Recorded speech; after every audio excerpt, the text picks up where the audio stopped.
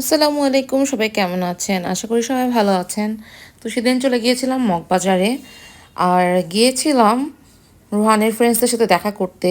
রুহানের friend Tahmid অনেকদিন পর Denmark থেকে এসেছিল ওর পুরো ফ্যামিলিকে নিয়ে। তো আমরা তাই সেখানে চলে গেছি ওদের সাথে দেখা করতে।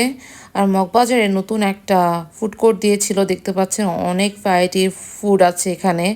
অ্যান্ড আমরাও খুব কনফিউজড হয়ে গিয়েছিলাম এত খাবারের মধ্যে কোথা থেকে অর্ডার দিব। অনেকগুলোই ফুড কোর্ট ছিল। আমরা ফার্স্টে ঘুরে ঘুরে দেখছিলাম যে কোথা থেকে অর্ডার দেওয়া যায়। তারপর আমরা কোথা থেকে অর্ডার দেই সেটাও আপনারা দেখতে পাবেন। আমি তো অনেক কনফিউজ ছিলাম, বাট আমি যেখান থেকে অর্ডার দেই আমার কাছে ফুডটা তেমন ভালো লাগেনি, বাট রোহানের কাছে ভালো লেগেছে।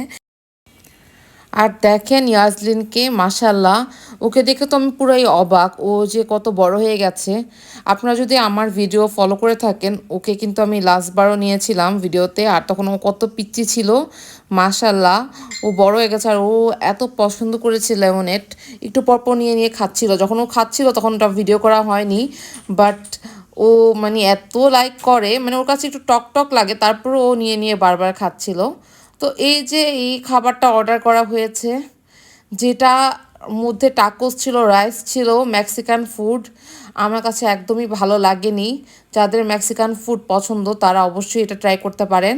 তারপর তাহমিদরা চকলেট এনেছে, ওরা এই যে ভাগ করে দিয়েছে 3 ফ্রেন্ডদের জন্য। খুবই টেস্টি ছিল চকলেটগুলো। তারপর আমি ভাবলাম যে যেহেতু ফুড ভালো লাগেনি, আমি একটা পেস্ট্রি নিয়ে নিই। তো আমি চকলেট একটা পেস্ট্রি কেক অর্ডার করি। একটা পছন্দ হয়নি, কারণ ডার্ক চকলেটের যেহেতু ছিল, ডার্ক চকলেট আমার তেমন একটা পছন্দ না।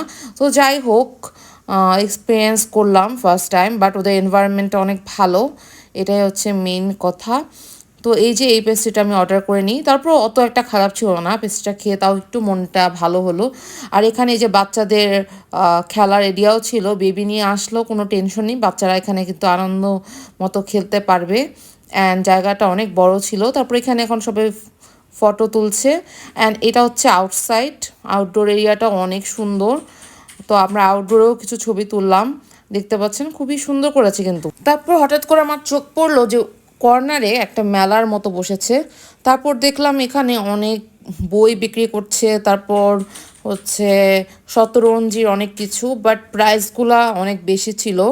আমি একটা শতরঞ্জির কার্পেট টাইপের জিজ্ঞেস করলাম, প্রাইস অলমোস্ট 9,000 চেয়েছে আমার কাছে।